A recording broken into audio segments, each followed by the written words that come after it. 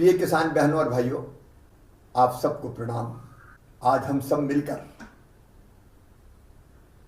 एक अनजाने शत्रु से भयानक युद्ध लड़ रहे हैं। आप सबके सहयोग से कोरोना से लड़ाई जारी है और इस लड़ाई में हम जीते, संक्रमण की बढ़ती दर को रोके, इसमें सरकार कोई कसर नहीं छोड़ रही है। कोरोना से लड़ने के लिए जो आवश्यक संसाधन है वो जुटाने की हर संभव कोशिश हो रही है। चाहे विमानों से खाली टैंकर ऑक्सीजन के भेजना हो या ऑक्सीजन की आपूर्ति के लिए ऑक्सीजन रेल से ऑक्सीजन के टैंकर लाना हो या दवाइयों की आपूर्ति सुनिश्चित करना हो, हम दिन और रात जुटे हुए हैं। आप सबका सहयोग मिल रहा है। विशेषकर किसान भाइयों में आपको धन्यवाद देना चाहूंगा। कोरोना से लड़ाई हम जीतेंगे तब जब संक्रमण की चैन को तोड़ देंगे। और मध्य प्रदेश के अनेकों गांव ने एक फैसला किया, अपने अपने गांव में कोरोना कर्फ्यू लगाने का फैसला। ये कोरोना कर्फ्यू मतलब जनता कर्फ्यू, जनता का, जनता के लिए, जनता के द्वारा। और गांव ने तय कर लिया कि कोरोना को हराना है, संक्रमण की चैन तोड़ना है, तो हम अपने गांव को बंद करेंगे। हम गांव के बाहर नहीं जाएंगे। कई गांव ने बाहर बैनर लगा दिए, कई ने द्वार बना के रोक दिया।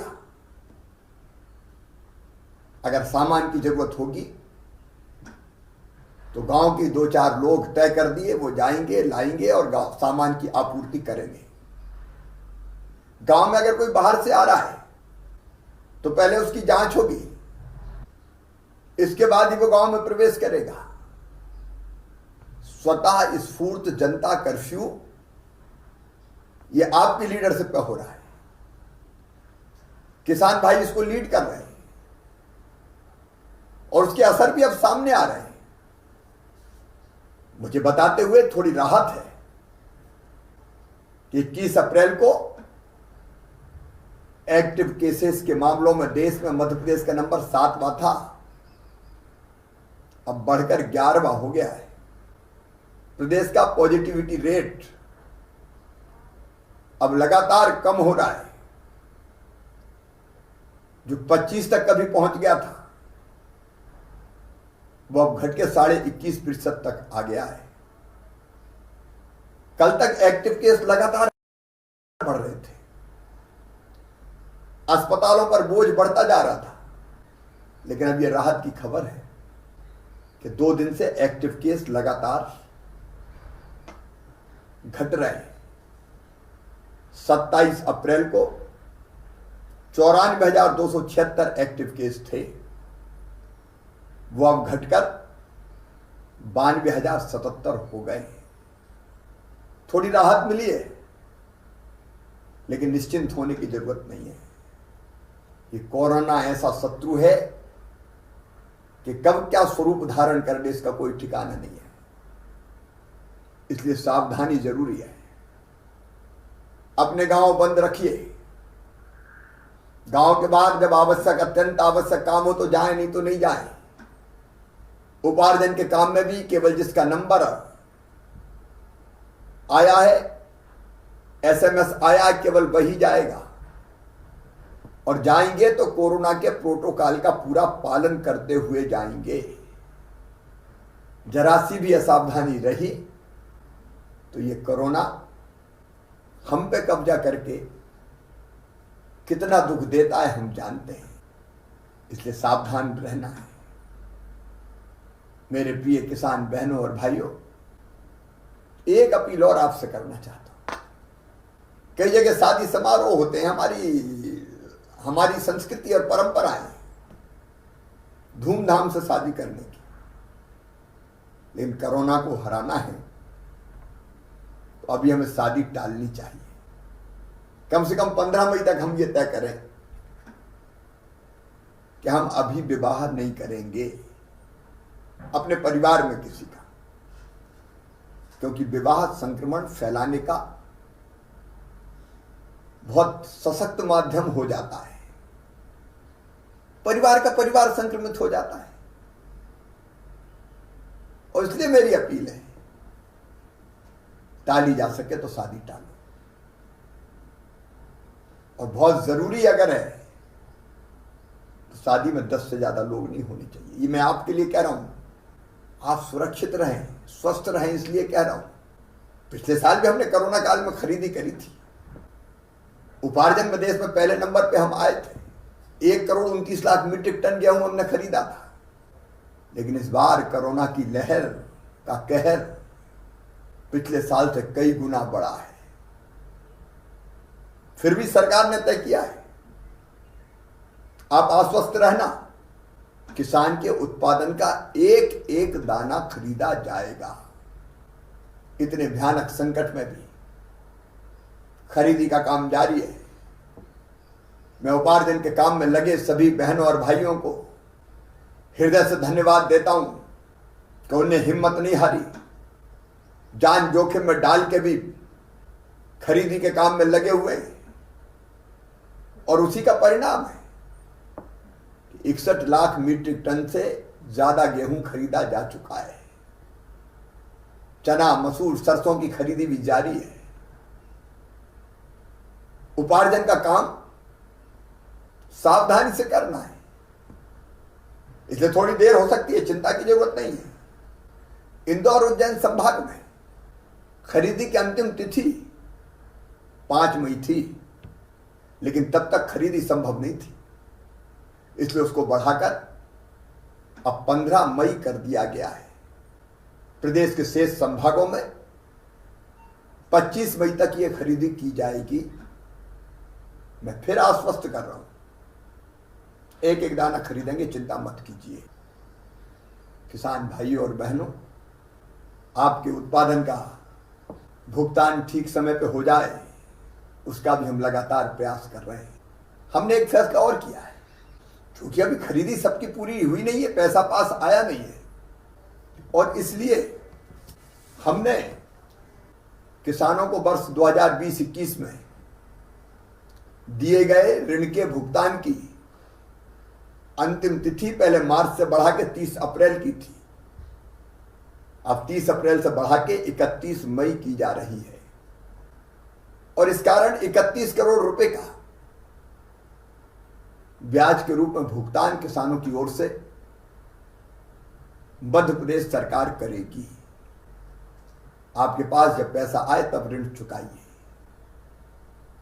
मेरे प्रिय किसान बहनों और भाइयों, 0% ब्याज पे कर्ज देना हमने जारी रखा है, वो लगातार चल रहा है। प्रिय किसान बहनों और भाइयों, प्रधानमंत्री श्रीमान नरेंद्र मोदी जी ने किसान सम्मान निधि के रूप में 6,000 रुपया देने प्रारंभ किए थे।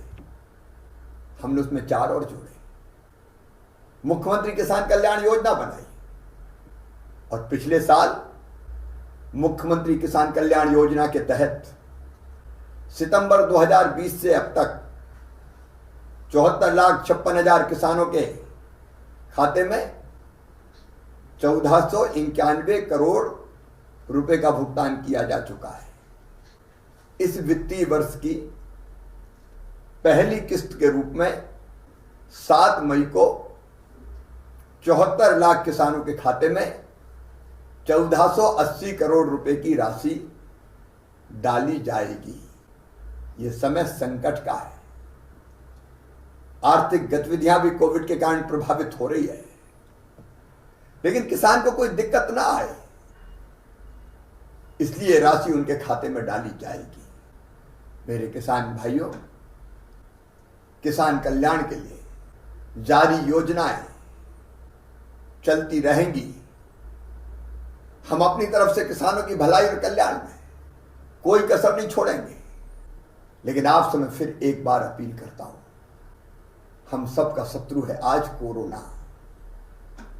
संकट के समय में इस शत्रु से निपटने के लिए हम सबको एक होना होगा। गांव में कोई भेदभाव मत रखिए।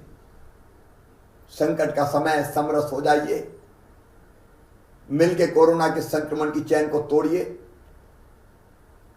और अगर कहीं सर्दी, जुकाम, बुखार, दस्त के पेशेंट मिले तो लापरवाह मत रहिए, तत्काल जांच करवाइए। उनका टेस्ट भी करवाएंगे, लेकिन टेस्ट की रिपोर्ट आए उसके पहले हमने व्यवस्था की है। किल कोरोना अभियान 2 में घर घर हमारी टीम जाएगी, गांव में जांच करेगी,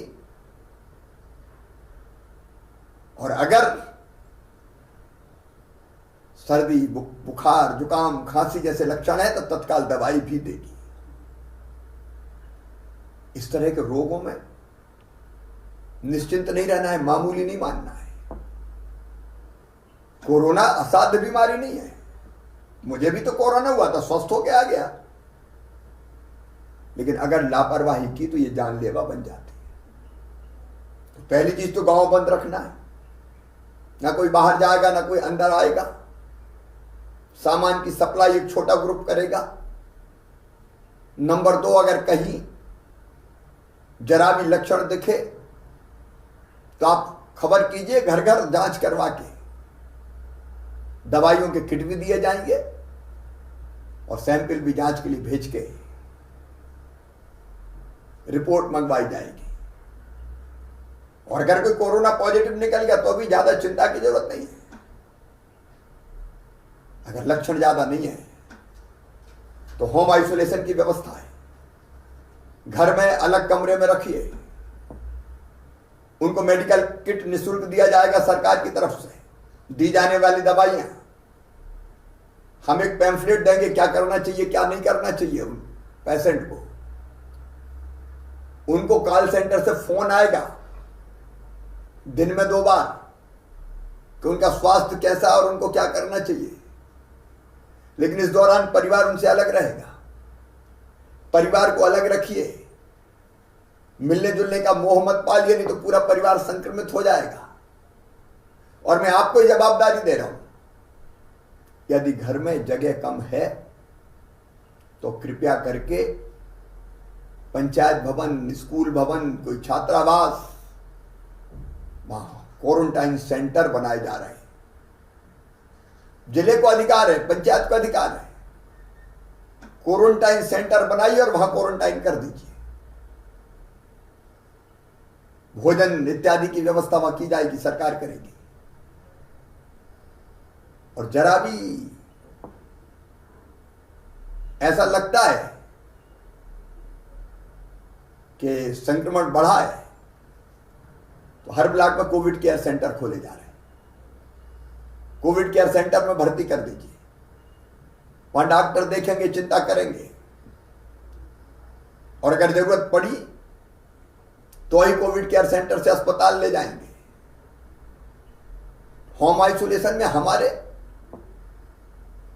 68-69 हजार लोग हैं। 1.25% से ज्यादा को अस्पताल नहीं जाना पड़ रहा, घर पे ही ठीक हो रहा है, कोविड केयर सेंटर में ठीक हो रहा है। लेकिन मेरे बहनों और भाइयों, ऐसी नौबत मत आने दीजिए कि संक्रमण फैलता जाए और हम परेशान होते रहें। इस कोरोना को अपने गांव में प्रवेश मत दीजिए, और उसका तरीका घर पे रहिए। कुछ दिन है ये हमारे संकट के, धैर्य और संयम हमने रख लिया तो हम कोविड को समाप्त कर देंगे। और लापरवाही की तो कोविड हम पे हावी हो जाएगा। आइए मेरे प्रिय बहनों और भाइयों, मेरे किसान भाइयों, अपने गांव को आप लीड कीजिए, कोरोना मुक्त गांव बनाइए, संक्रमण की चैन तोड़िए, भीड़ की कोई गतिविधि मत होने दीजिए। गाइडलाइन के हिसाब से व्यवस्थाएं कीजिए और व्यवस्थित रहिए। मुझे पूरा विश्वास है कोरोना हारेगा, हम जीतेंगे। वो दिन जल्दी आएगा। बहुत बहुत धन्यवाद।